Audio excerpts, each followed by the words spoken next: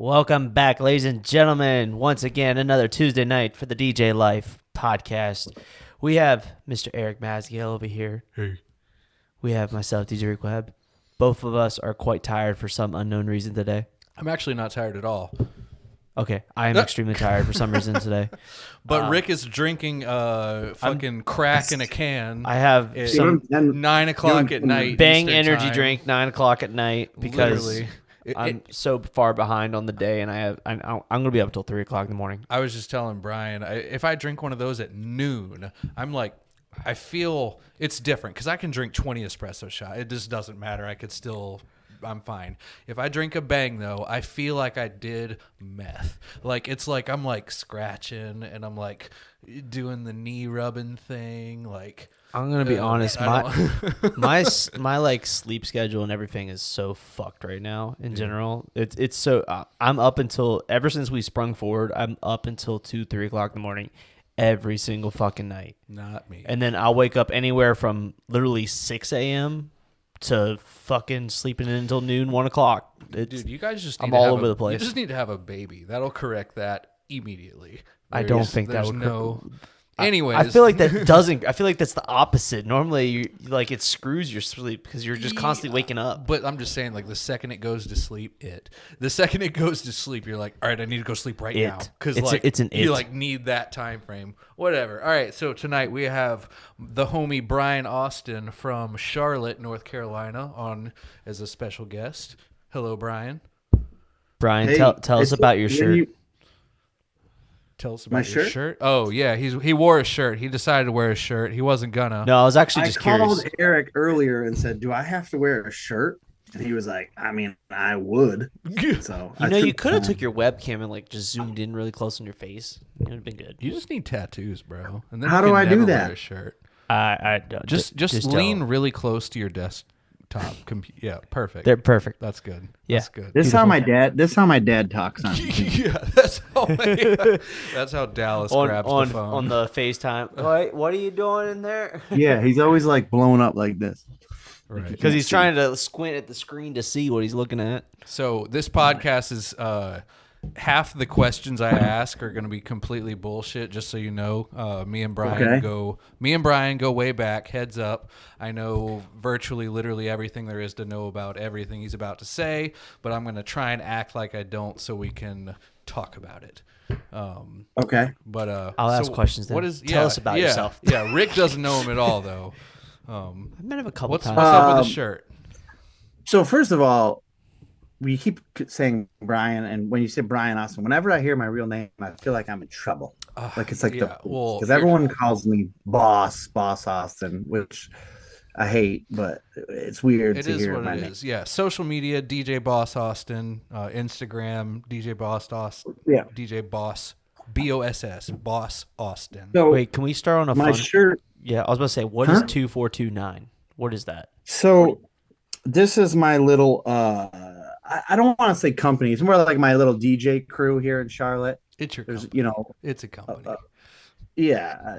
So I started, me and a couple of friends. It's a hustler. Made like a DJ crew, and then we were DJing 4 or 5 clubs, and I started booking DJs, nightclub DJs. So at this point, venues, bars call me, say, hey, whether we want a particular DJ this night, or we just want a DJ this night, or we want you to handle all of our DJs for the whole month or 6 months, whatever it is.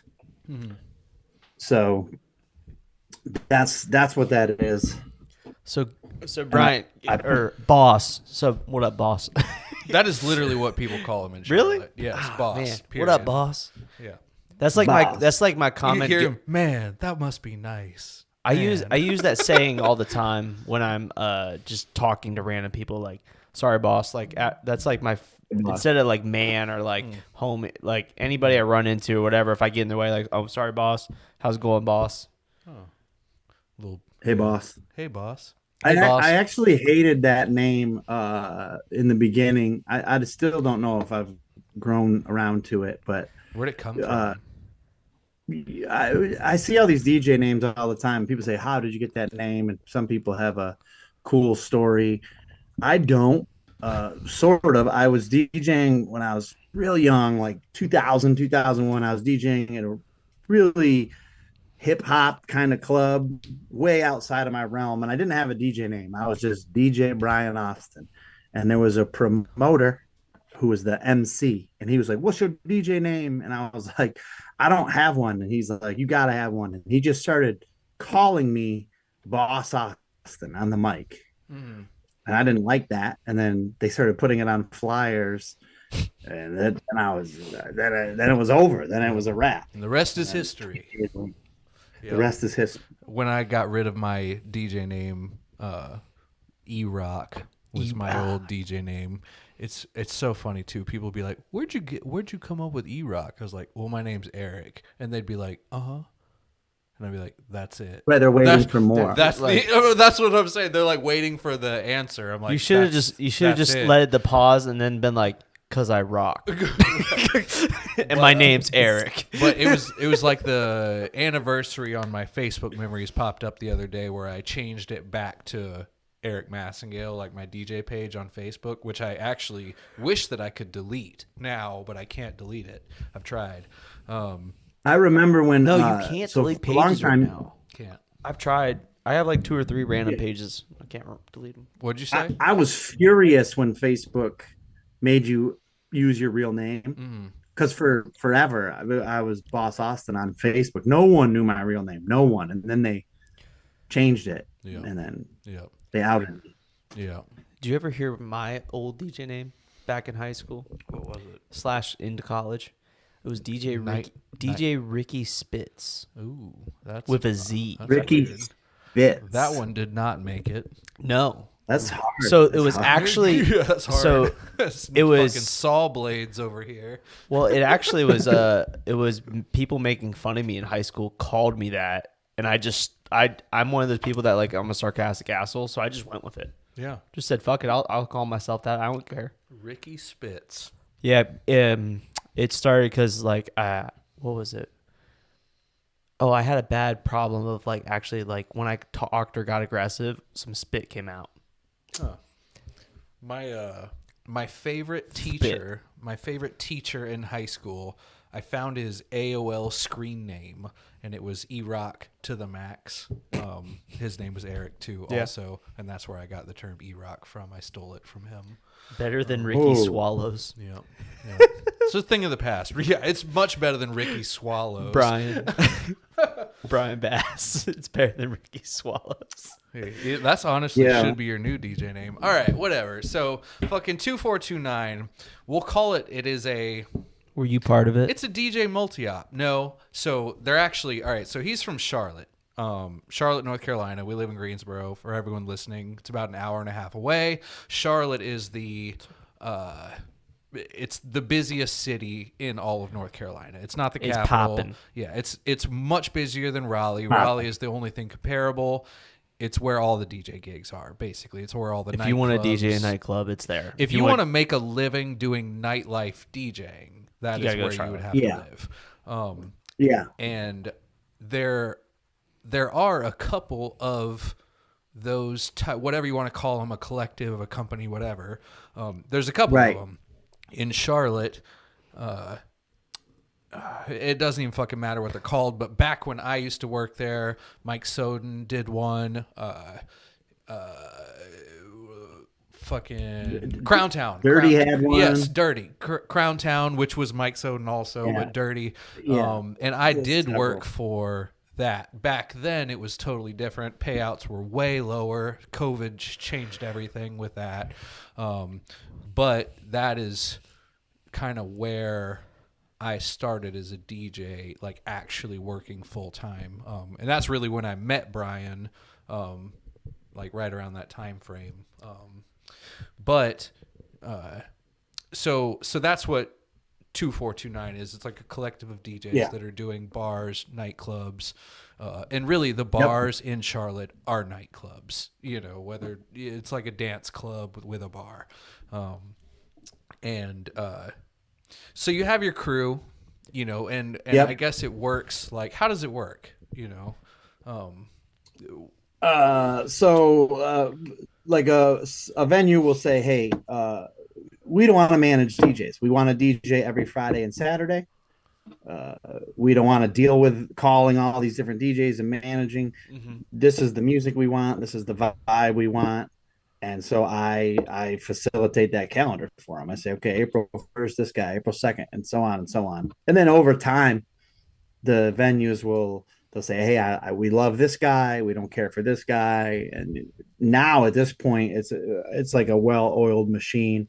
I know which venues like which guys and which guys like which venues and all that stuff.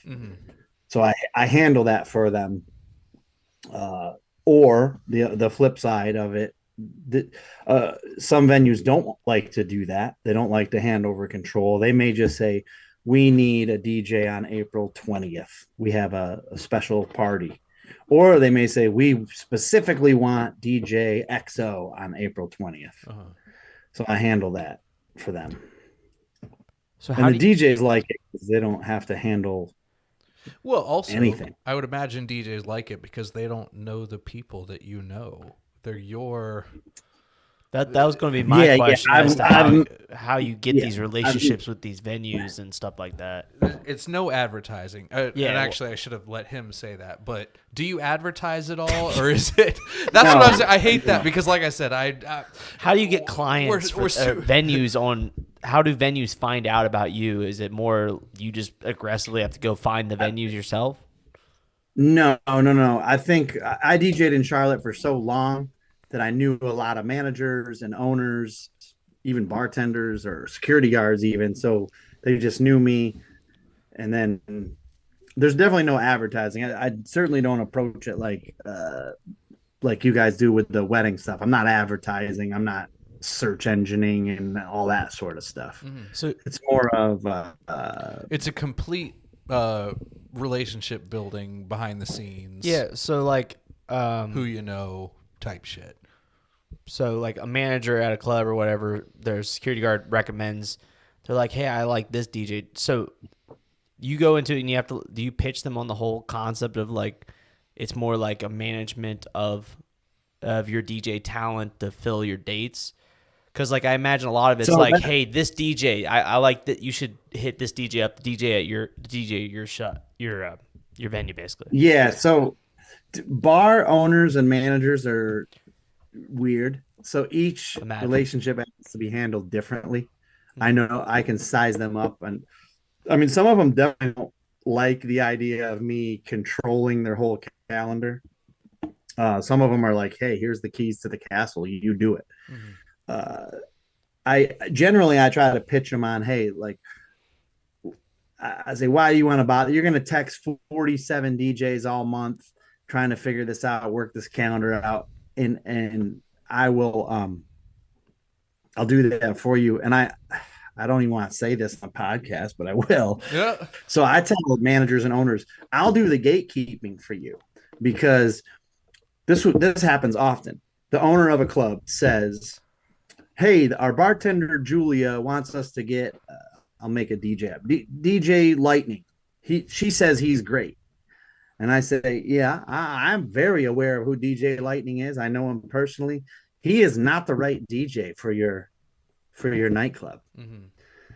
And I'll tell them why. The problem, I talked about this the other day with a DJ. The word DJ, it's thrown around it's so vague. much. It doesn't mean shit anymore. And I'm a DJ, and Jason Jani is a DJ, and Tiesto is a DJ, but all three of us are different. The three of us cannot do the same things that the others can. But the general public or a bartender or a bar customer or even a bar owner is like, hey, we need a DJ Friday, and my neighbor is a DJ. Right. It's just a vague term. So I always hate that. Yeah, I'm sure you guys run into it with weddings. People say, hey, my college roommate is DJing my wedding. Well, he's not a wedding DJ. Just because he plays dubstep at the frat party doesn't mean he's the wedding DJ. Right. For the same reason I wouldn't get a wedding DJ to play dubstep at a frat party. Yeah. I think it's more funny on the other side of like when you talk to random people and you're like, yeah, or they're like, what do you do for a living? You're like, I'm a DJ. And they're like, but like, what do you do for a living? Like, no, I'm a DJ. Like I DJ for. How does that work? I mean, you do have a lot of DJs. I know a lot of DJs. A lot of people look up to that are not doing it full time, and I don't really fucking get that, but that is what it is. Yeah, Hey Brian, you're full time DJ, right? Absolutely. You don't do anything else. You're not a manager at a fucking Taco Bell or anything. No, I'm not a manager. I rarely had jobs past, I think maybe age 24. Mm-hmm. I think just that's what I tell. I mean, it's funny because my most legitimate job I ever held was being a drug dealer until I was a DJ. And even actually as a DJ in the early years, I was a drug dealer DJ guy. Was there an automateyourdrugdealer.com? No, there was not. I wish I was as smart back then as my brain worked now, because I'd probably be a gazillionaire. You'd be on the Silk Road making money. I know. On the dark webs. Oh God. But people always say that. Well, what? I'm a DJ. Well, what? I mean, like, what's your real job? Yeah, right. Well, I will say most DJs have more than one thing going on, though. Well, there's multiple ways to make money in this industry. Well, like him, I don't do anything he does. You know, he makes money. Well, you make money. Basic. Well, multi-op. I'll call it a multi-op, right? You're making money off the top of gigs. I do that, but there's other things you do beyond, like, other than just your actual DJ gigs to make money, like building playlists, you know, like, don't you do some shit like that? Bars will hit you up and say, hey, we need a playlist for lunchtime. Will you make it for us? Mm-hmm. You know, super specific. Or I do a lot of, and I'm not an audio guy really, but I do a lot of fixing and, usually cleaning up someone else's mess. I'm not going and doing full installs, but bars will call me, hey, we can't get the TV to play on the patio or whatever. Mm-hmm. And book DJs. I DJ. I even started getting, I was always making my own flyers, mm-hmm. you know, the nightclub flyers, and making them for friends. And then I started getting bars to hit me up and say, hey, I know you made the nightclub flyer. Can you make a flyer for our Taco Tuesday that we do? And I started doing that, which I make money off of. Mm. It's funny you said, people always say, well, what's your real job? And I mean, depending on who you are, what you're doing, and the scope of what you're doing, like, people say that to me, and I know for a fact I make way more money than they do. I love that too. I love that. I think they'll be like, well, I work at Wells Fargo, and I'm like, I actually told a kid recently, he told me he worked for one of the banks, Charlotte. He told me what he makes, and I was like, okay, well, I would quit DJing if that's what I make. And he goes, but I get benefits, you know, medical insurance or vacation, whatever real job people get. And I go, oh, I have benefits.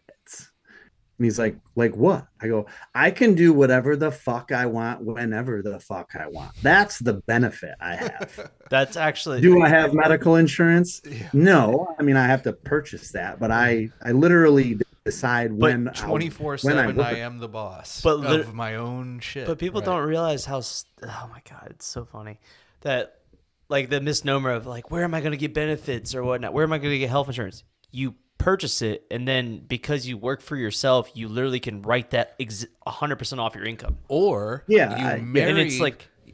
marry someone who does have one of those fucking jobs, and you get it through their company, which is what I did. But it's not that crazy expensive to get it on your own. It's so cheap though. Like Rachel, I never looked at.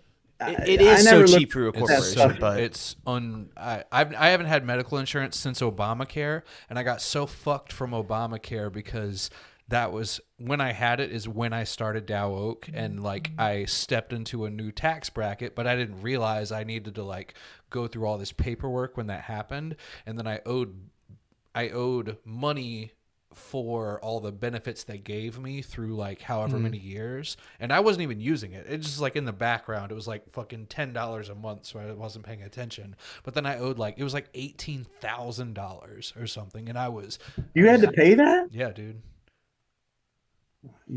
That's taxes. It's literally, I know. I haven't had health insurance since then because I've been so skeptical about I don't know. Like, I sound like I know blah, blah, blah. I was telling Rick about this earlier because people always call me a numbers guy. People always call me a numbers guy. Oh, you're like the numbers guy. You know, like all this bull. Bro, I just kind of roll with the punches and like. Right. I think like, my description was the best. As Erik is strictly a top line revenue guy. He knows all of the top end stats of the company. When it comes to the costs and expenses, Rick was on a call earlier with his little managers I don't even know the terms he was using. He was like talking about how we were talking about KPIs and KAIs and KBIs and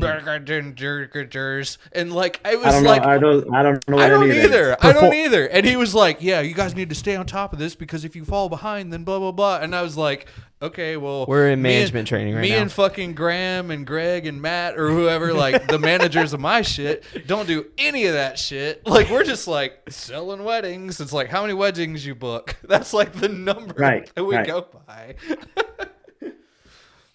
Yeah. Yeah, the medical insurance thing. I remember someone recently was like, "Oh, what do you pay for medical insurance?" I don't know what I pay for mine. $250 a month. Once and he's like, "Well, you have to have it though." Like yeah. He was like, "You pay $250," and I was like, "I will DJ an extra gig to pay for that insurance before I will go fucking work somewhere for 40 hours a week." Well, it's just not. Yeah, the biggest thing that they don't. So it costs more, but when you do the tax savings benefits, because we're taxed higher, because we're self-employed at this point, it actually is not really much difference. It's just money's going in different areas at different times. You really got to sit down and have someone explain the difference between like self-employed versus working and where your money goes and the taxes and all that bullshit. Because once you realize that the system is actually geared more towards you being self-employed and running a company, you'll go that route. Right. And so I know the answer, but so I'll call them employees. They're not employees though, right? They're It's all subcontracted, everything, every which way. Correct. Right? The bars, I'm assuming 1099 you then 1099 the DJs. Yes. See, I hate that I know the answers because I'm supposed to just ask and let you take the reins. Well, I would like to know, how did you become a DJ in the first place? Yeah, how did you? So you're what, 27, 28, something like that? When did you become a DJ? Yeah. I figured that was a joke. I think I'm 44. Okay, all right, yeah. So I was just a music nerd in high school. And at that time, it was, physical media, records, CDs, tapes, and I collected it. And at some point in high school, even before that, maybe 7th or 8th grade, someone was like, "Hey, you have a lot of music. Can you DJ the school dance?" You were in bands, though, at this point, right? So I did that. Yeah, and I was always in punk bands, which kind of tied how I got into vinyl. If you remember back then, punk bands would release the 7-inch vinyls. Mm-hmm. So I was buying 7 inches of the hardcore bands that I was seeing. So I had to buy a turntable. Once I bought a turntable, people started to be like, "Hey, I got these records in my basement." Cause this was like the 90s. And they started giving me records. And then it wasn't until I got to college that I remember my college roommate, cause I grew up real rural, upstate New York. My college roommate was like, "Yo, you can get 2 turntables and do this." Mm-hmm. And I didn't know what that was. I didn't have any exposure to that. Then in college, I got into that. Then got into nightclubs and even weddings. And from there, now here we are now. Yeah. Yeah. Well, cool story. Yeah. Cool story. Yeah. It's. Can I vape in here? What? Yeah. Vape away, my Can dog. you vape in here? I'm sad that he actually told a concise story. You know, half our guests, we asked them, "How did you become a DJ?" And 30 minutes goes like that. And it's And it, full of just Yeah, yeah. So, well, sometimes it gives us some nuggets as to like what else to ask you. So there was more to it. So let's go back. So middle school, 1994, 95, 96. I'm DJing. Hey, wow, I was born that year. School. And yeah, and then I started doing other schools. And I think late high school, I actually started doing bars. I wasn't even 21 yet. There was a local bar DJ. I don't remember how I got in the fold with him, and I started doing bars. Then when I went to college, parties and nightclubs, and then post college, I was in a punk band, and that was my focus. But I was DJing on the side. And then when I got to Charlotte, 2002. What made you move to fucking Charlotte out of everywhere? You're from upstate New York, so that's. I've never told you that story. You probably have, but. So I was in a band at the time. We lived in Portland, New York. We were trying to make it. We were decently popular in our area. We knew that we couldn't make it where we lived, and we wanted to move to a big city. And I think we had plans to move to Charlotte like several months, and then like a series of events happened.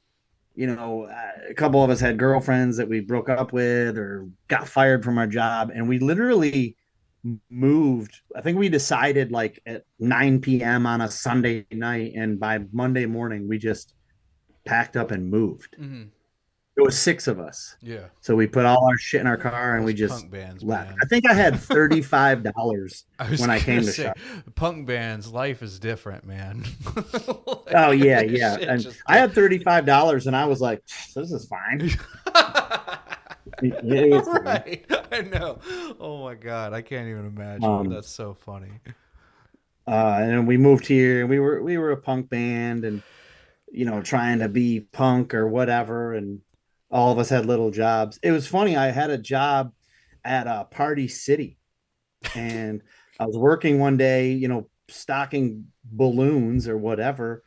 And this guy came in, and he was like the stereotypical wedding guy, like a big fat older guy. And he was buying whatever, glow sticks or something.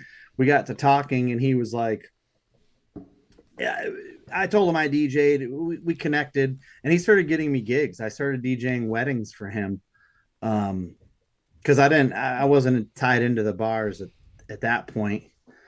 He got me into some bars, and I met some people, and then, snowballed from there. Right. Yeah. It's fun. His name was Chuck Brancato. Chuck. That's not any Chuck I know. Yeah. It's funny. I met Brian because we were both weed people at the time, long time ago, but weed heads, and I guess allegedly. I can't remember. Yeah, allegedly. Right. There was talk of it, but I feel like my girlfriend at the time like dumped me or something. I can't remember what was going on with me and my girlfriend, my serious girlfriend at the time, but somehow I really don't even remember how I got in contact with you, but we ended up I went to your house to hang out or some shit. Damn, I can't remember how that happened. It's like my ace, my heat Michelle was asked out one time how we met, and I don't remember.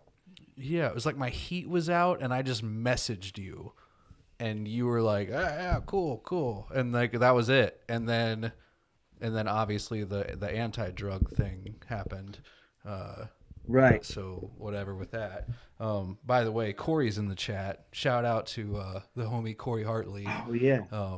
Hopefully his Achilles tendon. So I wanted to talk about how did 2429 start? Like what made it start, and like the idea and everything as to creating it or whatnot.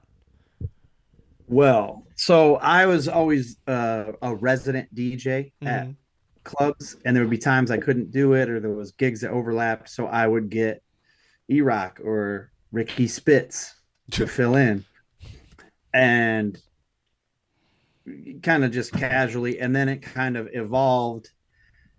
And then during COVID, um, I have a lot of connections in Charlotte just from being around forever. Mm-hmm. I started to put the pieces together and was like, all right, well, let's make this a little more formulated and let's help these DJs and help these bars.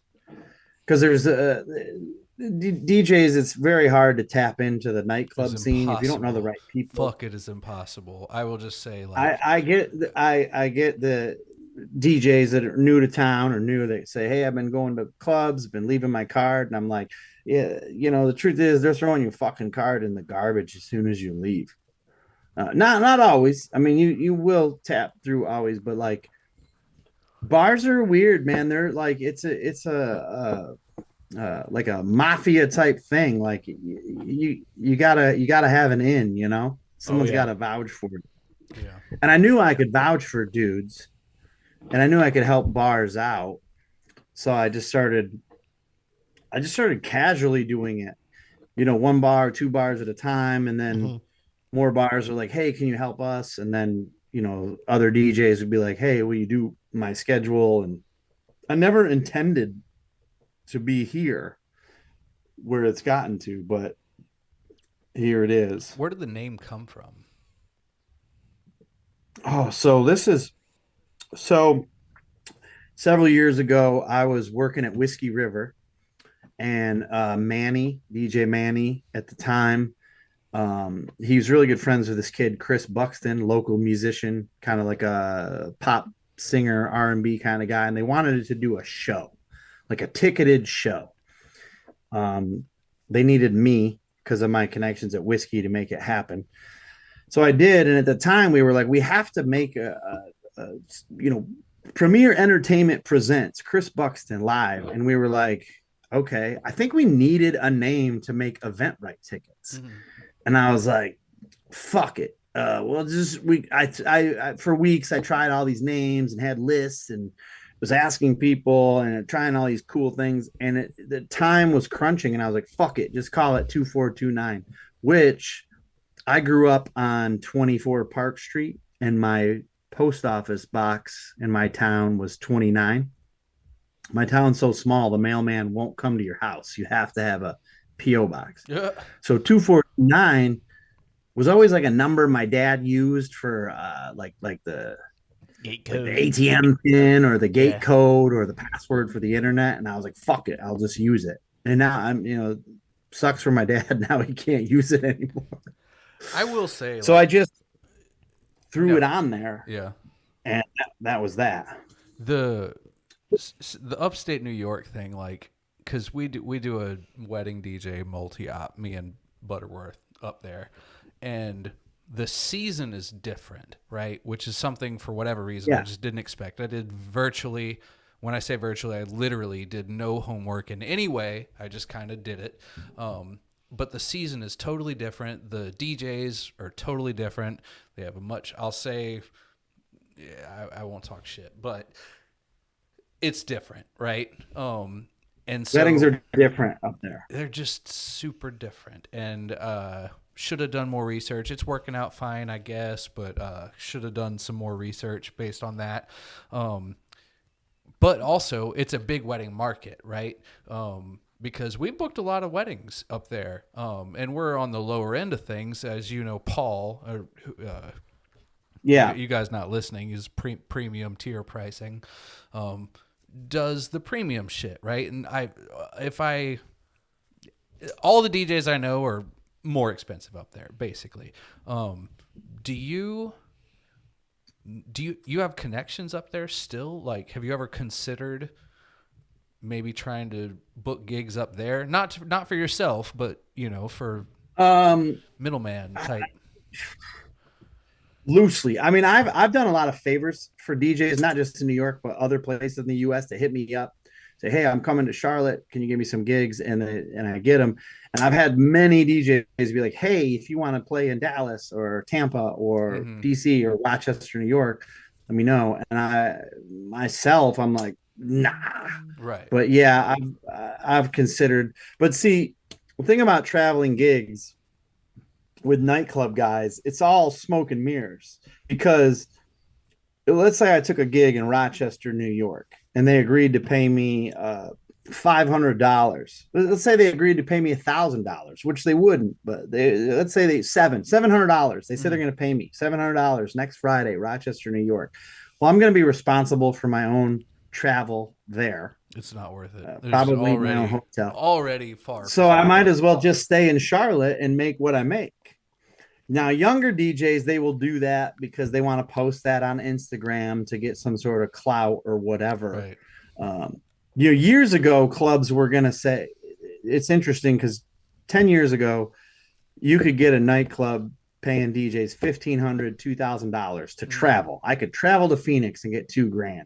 But DJing changed because every city in America has DJs that are dope now. 10 years ago, they didn't. Yeah. So they had to fly in guys from Charlotte, Philly, or whatever. Yep. Yeah. So now, I tell DJs that it kind of humbles them. Like, they say, oh, I want to get a gig in Denver, Colorado. I'll say, Denver, Colorado doesn't fucking need you. What are you bringing to the table? Right. Yeah. DJs don't like to admit that we're all pretty similar. Oh. Certain guys may be better at one thing or another, but at the end of the day, we're all pretty similar. So, for me to say I'm going to go to Rochester, I want $2,000. Well, why would a fucking nightclub pay $2,000 for me?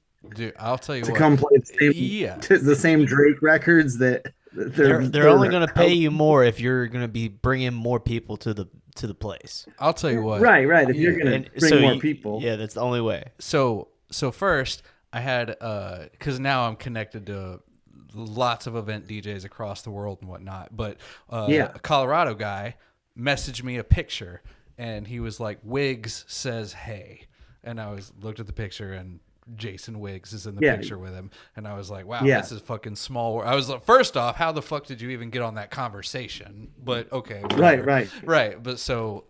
But I mean, it is a small world. But also, I will say, so I'm super.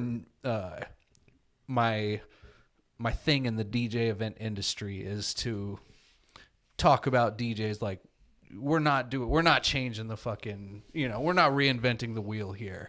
Like we're all doing the same shit. It doesn't matter this and that. I'm like that dude that like kind of because everyone else is like basically not saying that. And I will say I got all of that from him.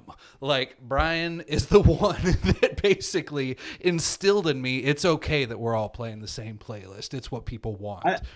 I always hate like DJs, particularly nightclub DJs, like it's okay to be successful DJ in your town, your market.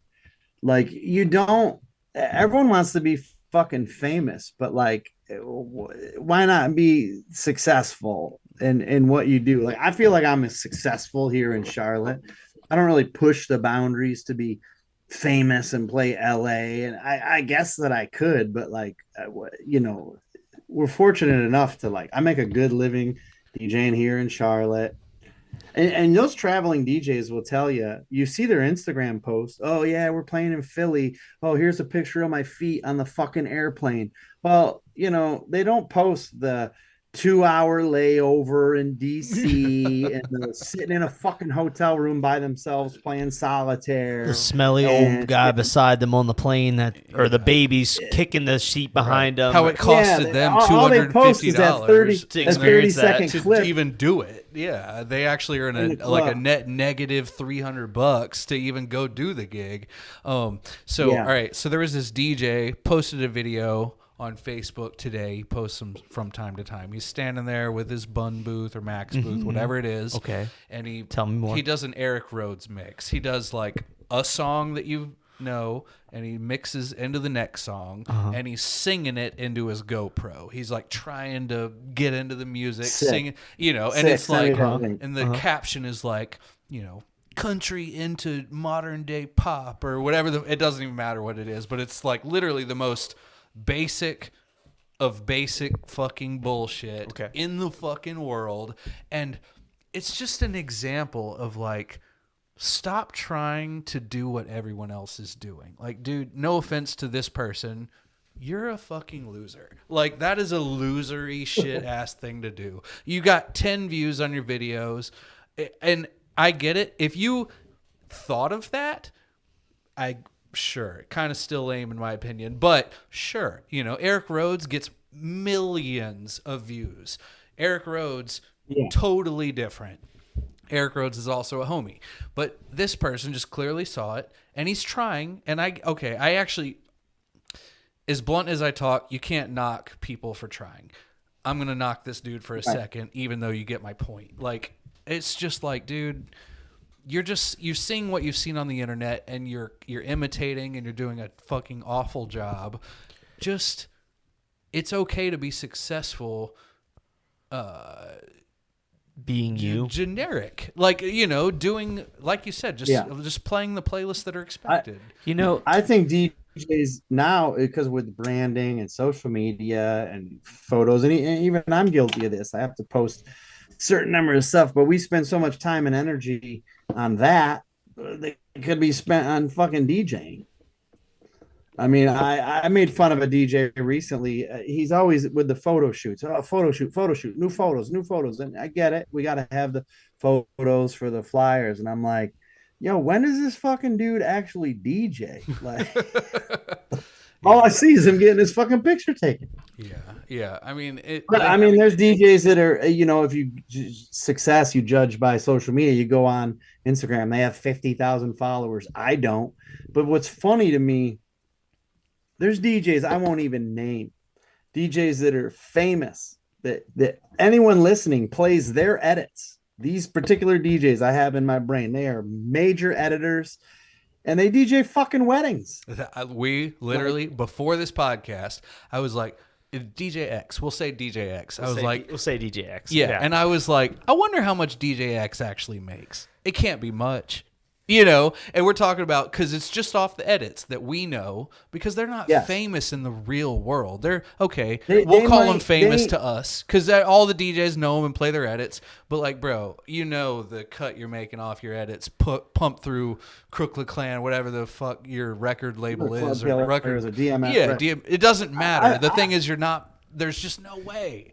Like, let's call it 50 grand. Let's call it 50 grand. I gave him 40. I gave him 40K. He said 40. I said 40K. I was like, that's generous. I bet it's closer to 15. 40K for what? For their editing. Just from their editing, their like their Patreon and line of revenue. Like, just off their edits, that's what they make. But the thing is, nowadays with music, the editors that we're speaking of, I haven't paid for a single one of their fucking songs ever. Of course. And that's 90, because, you know, believe it or not, DJs are tech savvy typically.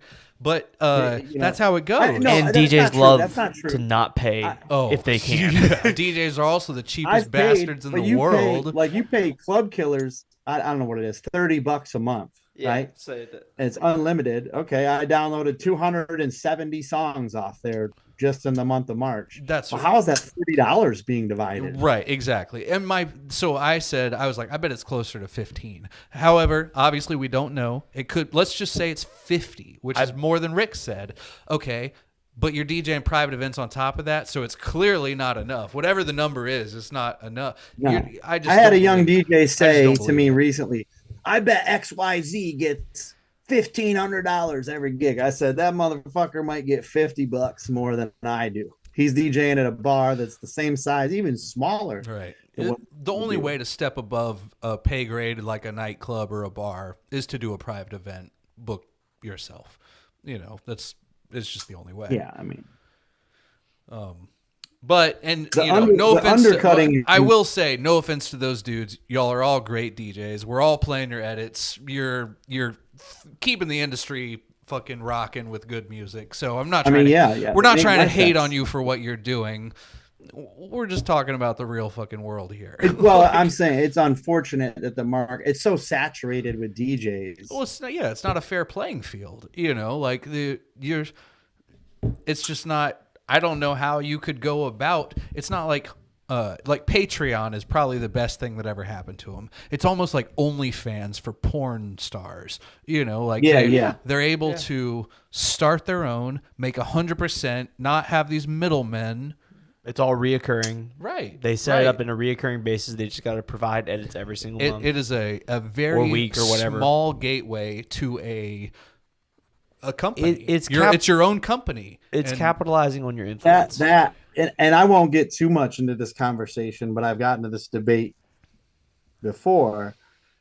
Those edits are illegal. Oh, super illegal. I am not allowed. I'm not allowed to remix Miley Cyrus's "Flowers" and then make money off it. Post it on my Patreon for money. See, this is where, like, I get asked. Well, let's just go with this. There are some people in my sort of position, influence, that literally you can go buy their crates with the actual music files in them. 100% illegal. But yes, I get asked about it all the time, and I'm literally considering doing like a list. Like I'm going to make like my crate lists, and I'll sell you the lists. Yeah. But I'm not going to give you the fucking music because, goddamn, that's illegal. Yeah, but at the same time. But, you know, it's all this stuff we're talking about. It's interesting. It's only evolved because DJs had to start these side hustles because the DJ pay. I get paid less now than I did 10 years ago because there's so many DJs. And, you know, I book DJs and I humbled a kid recently. I book 8 spots and he kept hitting me up. Hey, can you get me a gig? You get me a gig. I say, hey, I'm doing what I can. You know, certain venues have certain DJs. And, you know, he was kind of getting offended that I wasn't booking him. And I said, listen, I'm going to tell you something. I have a spreadsheet on my computer, and every DJ who is available in Charlotte, that, you know, I write down Erik, DJ E-Rock. Here's his Instagram. He has CDJs and turntables. His specialty is Latin music. His rate is 200 to 400 a gig. I said, how many DJs do you think are on that spreadsheet? And he said, I don't know, like 5 or 6. There's 77. You're right. Yeah. There's 77 DJs in Charlotte, North Carolina, who have reached out to me for a gig. And of those 77, maybe 5 or 6, I've given 1, 2, 3, 4 gigs. So, like, going back to what we're talking about with the Patreon and everything, you know, the undercutting in nightclub DJing is crazy because I don't think any DJs are out there like wanting to DJ weddings. They want the money. So they may undercut out Oak, say, hey, I'll do a wedding for $700 because they want the money. There's DJs that'll DJ nightclubs for fucking free. Just because they want to DJ a nightclub. They want to be on Instagram. So the one nice part we got going on weddings is the amount of gear you got to have, and just do you want to deal with a wedding? Because there's a lot that goes into a wedding. There are advantages, and we used to have this conversation all the time, right? Back in the Crown Town days. So as like for me, who I'm the one who books the gig and then middlemans the gig and pays the DJ less than I charged, and they fill the shoes. But what am I providing? What am I providing? What does this DJ get out of that? So back in the day, nothing. Back in the day, the answer was nothing, right? In Crown Town days, like, what the fuck? You literally... So I had this job at this bowling alley, right? And I could book... The bowling alley could book me all day. I would DJ there 3 nights a week. It doesn't matter. And literally, this company would just step in and middleman it. There was no reason. You know, they did nothing for me, right? But with Dow Oak, now, you know, first off, I get in contact with, you know, however many brides. We book the job. We take on all the planning. You know, we provide. You don't even talk to the person. And as you know, when you do a wedding gig, typically you're talking to a couple for 8 months, right? That's like the typical time frame of discussion before the wedding. We take 95% of that off of your plate. And then you do a 20-minute phone call with a planning form already filled out for you, and then you show up and do the gig. Therefore, we are providing a lot. It's not just a little. We're providing things you literally are actually incapable of providing for yourself, almost. You know, I told you that because I do weddings for Dow Oak, and I'm aware that they charge X and they pay me Y, and I don't give a fuck because I don't want to deal with any of that You at know, all. you know, I'm very aware I could go make more. charge Yeah. $2,000 and do a wedding on my own, Mm-hmm. but I got to talk to this bride 7 times. I got to deal with all this. You know, I'll take less money to have someone else do it. Jan and I put this best when we were talking to him about his relationship with all of his DJs is different because he's trying to fill what they don't want to do. Some DJs might want to take on the sales themselves. All right, so he'll send them the leads. Right. Some DJs want nothing to do with it, and they just want to show up with the info. They'll give them that arrangement. A different percentage and whatnot. And Jay and I works differently than we do, but either way. But in general, a lot of multi-ops, I honestly have heard a lot of them that, and I think the reason why they struggle is because they don't think about making it beneficial for their DJs in one way, shape, or form. Yeah. Because if you're just being the middleman lead agency that's just getting the leads and handing the leads to the DJs to try and book, you're a wedding wire in the knot. You're handing work over. That's not what we're doing. So Brian, I think it's easier. I think it's easier to get more money for not yourself. For example, when a nightclub calls me, says, Boss Austin, we want you to DJ next Friday. What is your rate? We begin that discussion. I feel awkward. Maybe I say, hey, it's XYZ, and they're like, we can't afford that. Can we negotiate? And I'm feeling a corner. When I'm talking about another DJ that works for me, when Erik calls me, says, we want to book Juan Blanco next Friday. I say, it's $500. And then he'll say, well, we can't afford $500. It's like, that's Juan Blanco's fucking price. You're out of your fucking mind. Right. Yeah. The best thing I ever did was put Graham in between me and our sales. Like Graham, people call and it'll be like my cousin, the last name is Massengale, contacting us for a wedding. Fuck you. It's the price. I'm sorry. It's just, it doesn't matter. And I mean, I'm glad my cousin or whatever, it doesn't matter who, but you get my point. You know what I mean? It's easier for someone else to stand the ground on your price point. Brian Bass, who's in the chat right now. So like we have 10 full-time DJs, right? They're exclusive to Dowk events. After that, I go into the subcontractors, and they're all subcontractors, but I go into my next tier, right? And my next tier are, you and Corey and blah, blah, blah. Now, Brian Bass is one of these second tier people. However, Brian Bass, I've never hit him up before and him not greenlit a gig ever, not once. And therefore, as you know, as someone who does that, that puts you at the top, period, because it's convenient. Yeah, the second that changed, okay, well, Charles has never not greenlit me. So Charles is now the first person I'm going to hit up. So Brian, by default, Brian's just the first person I hit up now, and yes, it takes 11 slots to fill before that happens, but that does happen, Yeah.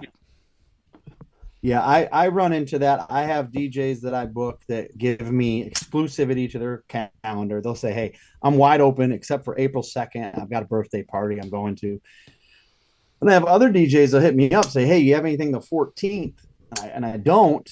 And they get angry because, they're kind of down on the totem pole. And I'm like, I got these other dudes that I just blindly book. Right.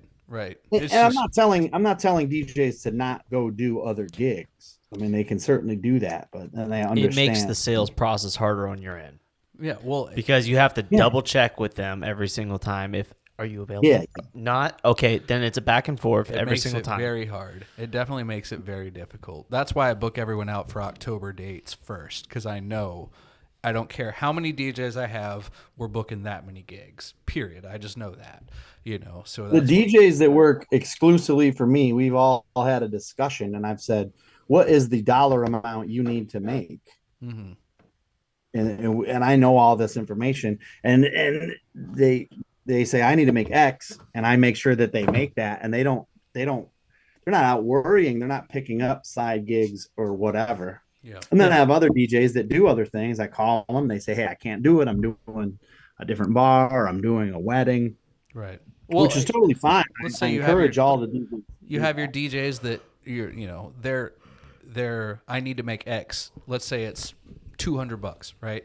So Right. that DJ needs to make $200. If he's good enough, so be it. Cool. And then your next DJ, I need to make $400. It doesn't. Yet again, this is just talking numbers here. Well, our job is to make the largest gap possible between dollar charged and dollar paid out. It just duh. We're in this for the money. However, you have to do a good job. Like you have to be good enough also, because homeboy charging 200, if you fucking suck, then you suck, and I can't ruin my own gig, so that's different. Right. But if homeboy charging 400 is the same quality as homeboy that wants 200, I'm going to book the $200 DJ all day, and it's no harm. Right.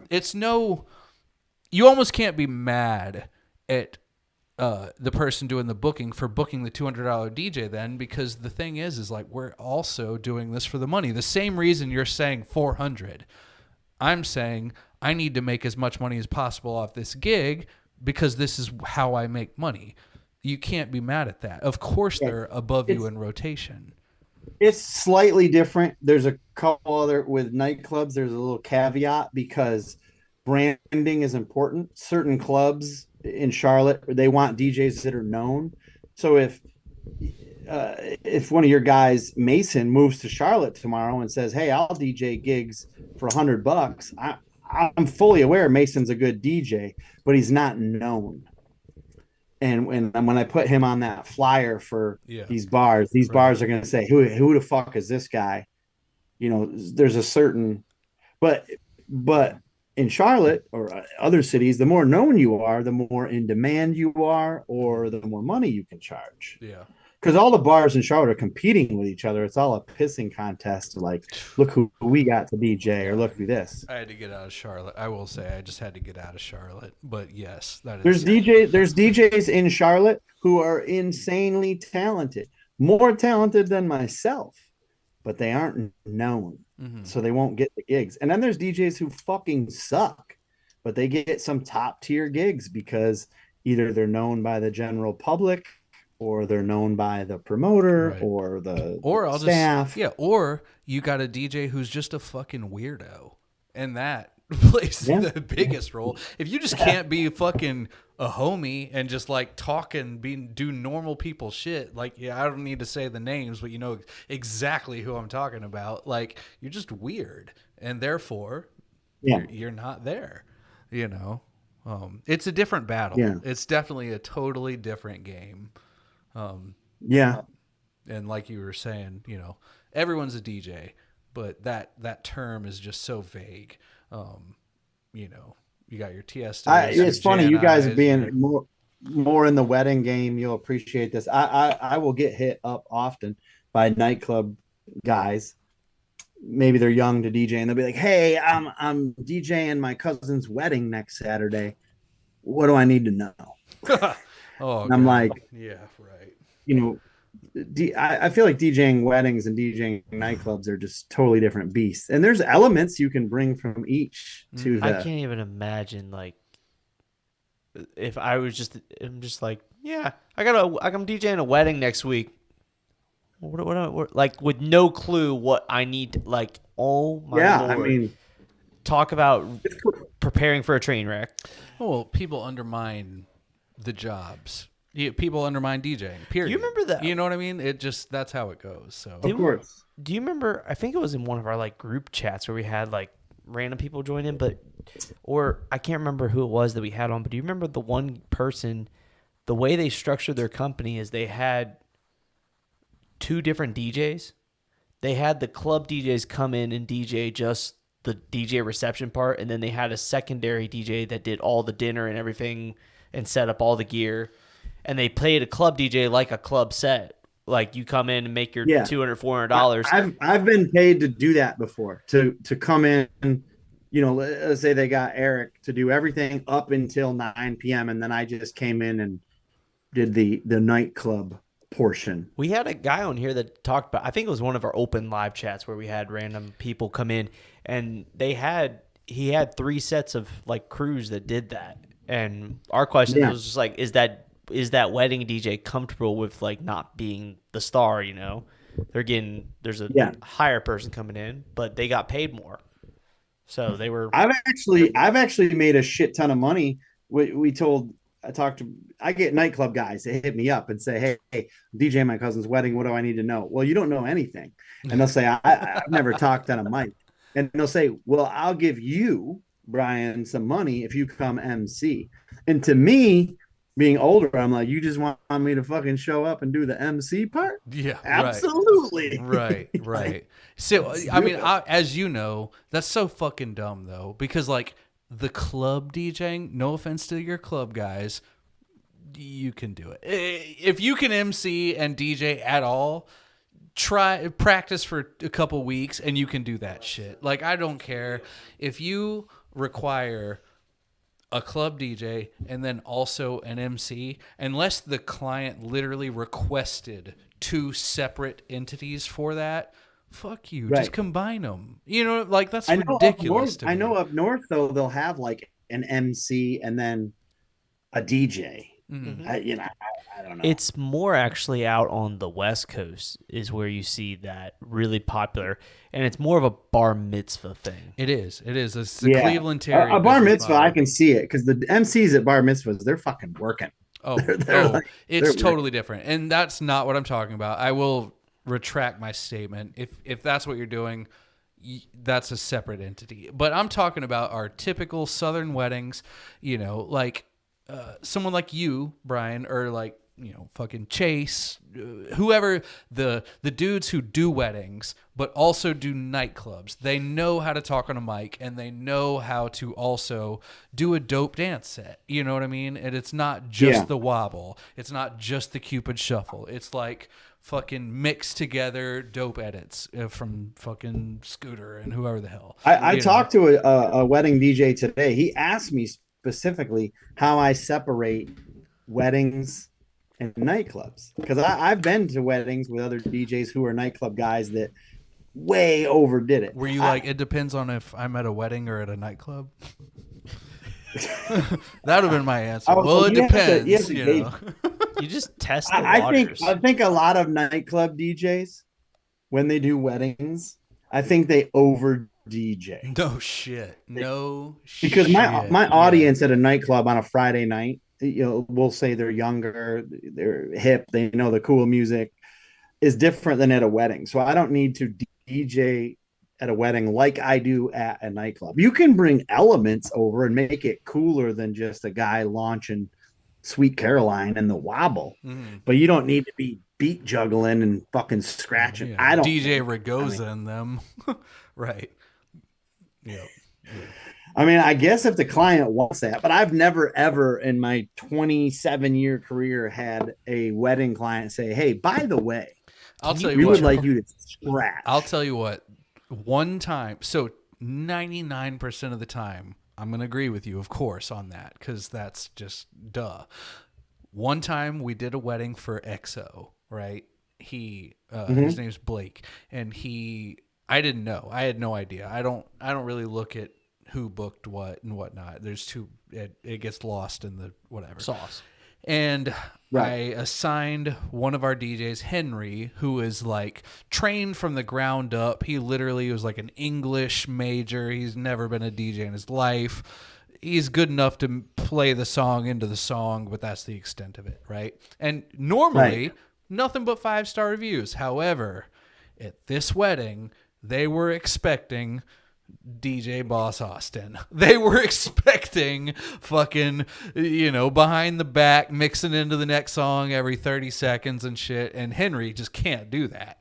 And I had no idea. And he's texting me like, what the fuck? These people are like fucking riding me about. I've never seen this in my life.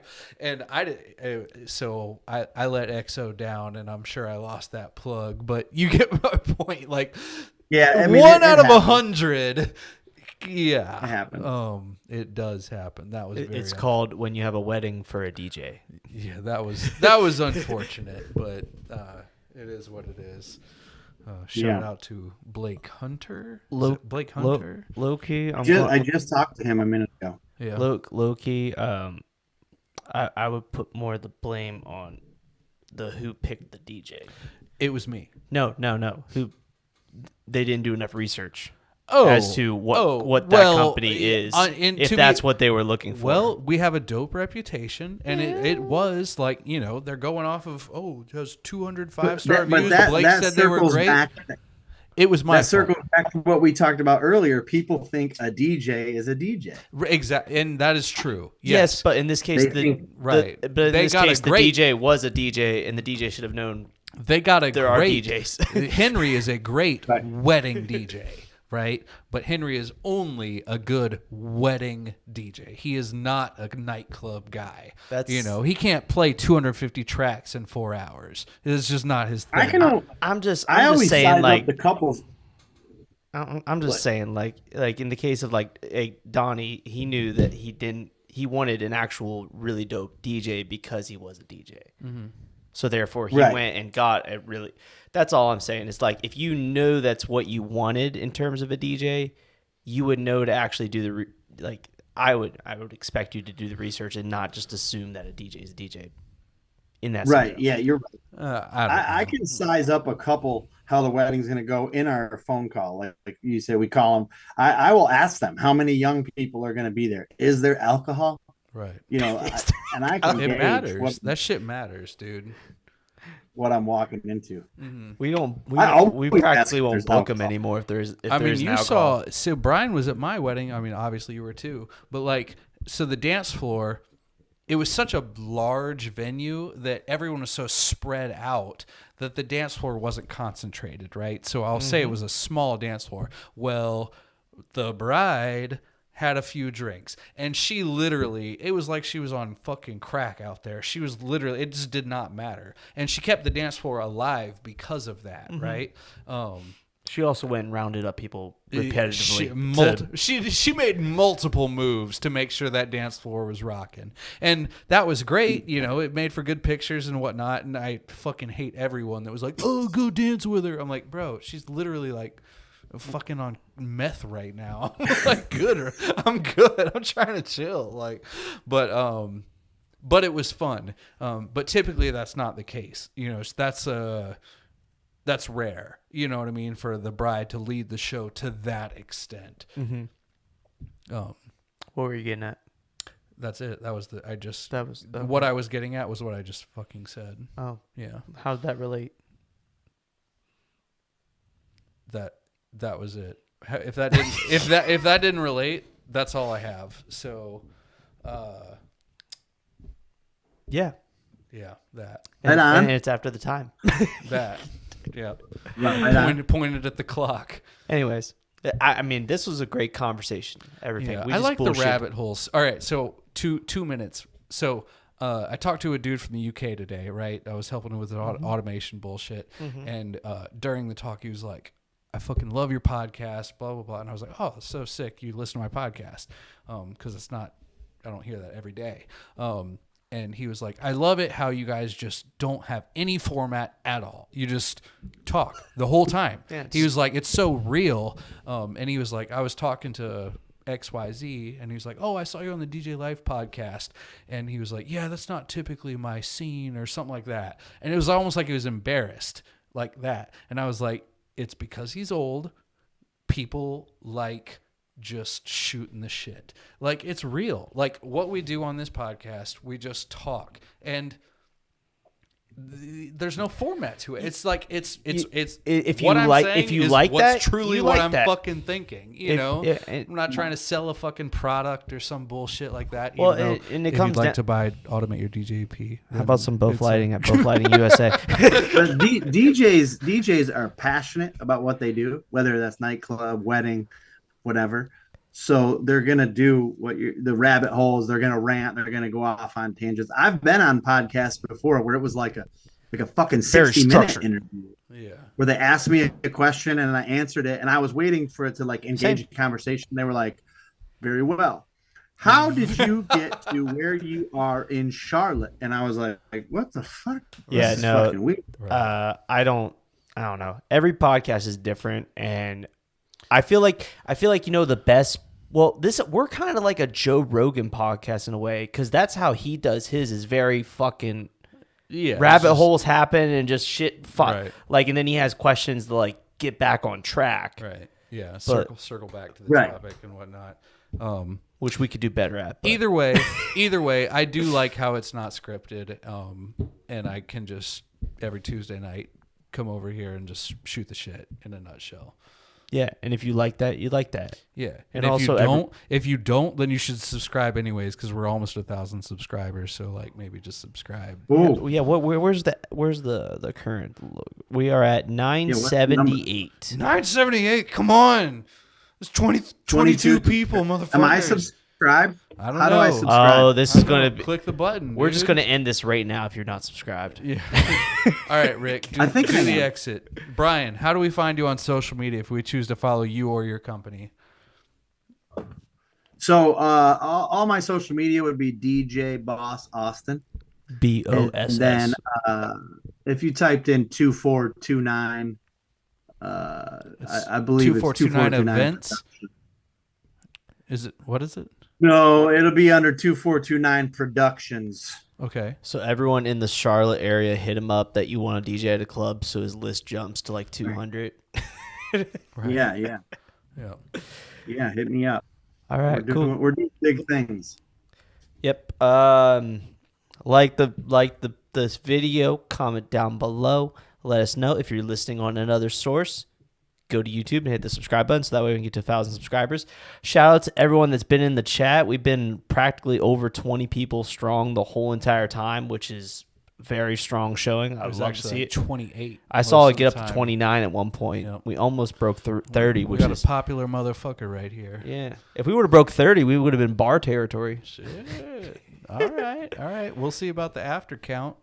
All right, cool deal. Thank you guys so much for watching. We are taking next Tuesday off. We are not going every Tuesday. We're going to break it because I'm going to Nashville, and Eric doesn't want to deal with trying to run the podcast without me. Mostly because he's just the guest that shows up every Tuesday night and sits here and talks. Yes, I am the... Why are you going to Nashville? Business conference. Hook him up with DJ Dirty. Yeah. No, he's going for real business. This is I'm saying if he's going out at night to go to the you're not lying. They have most of the nightlife stuff figured out already for this. Yeah, this is expensive fucking. Yeah, Is it DJ related? No. It's business industry related. So it's through my coaching network. Well, it's not really through my coaching. It's part of that. It's just business coaching and people who invest in business coaching, but it's not like related to bullshit. So this billionaire that owns this coaching industry called Action Coach, my coach is part of that. This billionaire also is partnered with a organization that started an award system for small business owners. So you have to be a small business to be nominated for any of these awards, and you get to go to this national conference. They bring in people to speak, like you can imagine the business people, like not like Grant Cardone, but like those type of people like Grant Cardone, Tony Robbins, people like that. They bring in to speak, and it's a 3-4 day event. And I'm going just because it's Nashville, but also our company ended up being a finalist in 2 different categories for the national side. So maybe we'll win. Oh, that's awesome.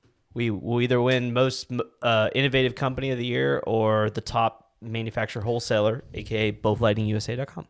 All right, so we're not on next week. We'll be on the following week, which is the 11th, with Dom Perrone of Crate Hackers and the DJ's Vault. Oh, yeah. Break the motherfucking internet. Yes.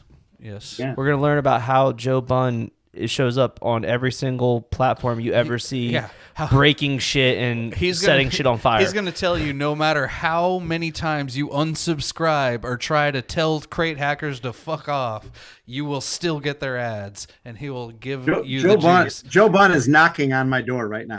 I'm sure he is. I just got a text from Crate Hackers. Yeah, they've got the marketing dialed in. They do, and it's all Dom behind it. So we're talking to him, getting the DL. All right. Anyways, thank you guys. Hit the subscribe button. Thank you, Brian, for joining us tonight, and we'll see you guys on the next one. Peace out. Bye.